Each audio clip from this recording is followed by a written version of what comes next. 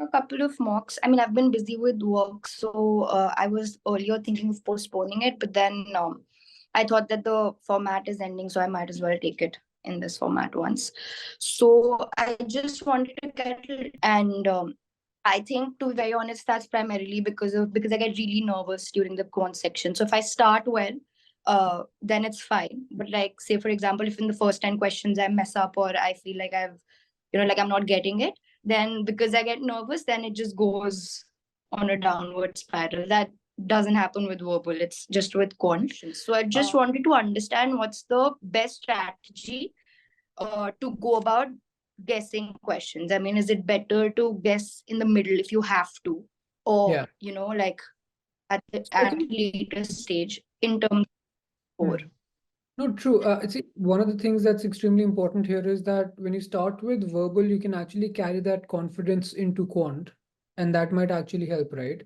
Secondly, I think, Jayata, see, when it comes to guessing, right, it's not going to be as straightforward, because I would have you divide your quant section into 4 quarters, right? And there are 31 questions in total at this point, so you can do 8 questions for 3 quarters and 7 questions for the last quarter, right? So now what you have to understand is that how much is the time that you need to warm up to the quant section, because the first quarter, for some people who are good with quant, for instance, because the questions are relatively easier, they're able to do them in about, let's say, a minute, minute and a half per question, right? So those 8 questions don't really take them more than, sometimes even like sometimes people are able to solve them in about 10 minutes. Some people take 12 minutes, but that's pretty much it. But you have to figure out exactly what is the kind of time that you take to warm up to the quant section. You might take a little more than 12 minutes or 13 minutes. So figure out what is the right time for you to take for that particular quarter. The decision to guess on a question depends on how you performed in the last quarter. In the first 8 questions, I don't really want you to be making too many guesses, because those questions are relatively easier. So if in case you make a mistake, you end up losing a lot more points. So you would want not to make any mistake, even if that means you're spending 3 minutes on a question, but that's the upper limit. The upper limit is 3 minutes per question for the first quarter. If you're running behind, again, try to skip one question, whichever one is slightly difficult for you to crack, and then you proceed to the last quarter. So the idea here is that your mistakes, if you have to guess, have to be divided sort of equally throughout the test, and they shouldn't be concentrated. And it's not going to be as straightforward as just skipping one question in the middle somewhere to get back on pacing. In the past week, in fact, I've concentrated mostly on quant, not on verbal. That's just been my mock. So anything for the last, anything that I need to brush up, just see, error log primarily. If you've already been good at it, I would just suggest that you review your error log, try to figure out a pattern of mistakes if you can.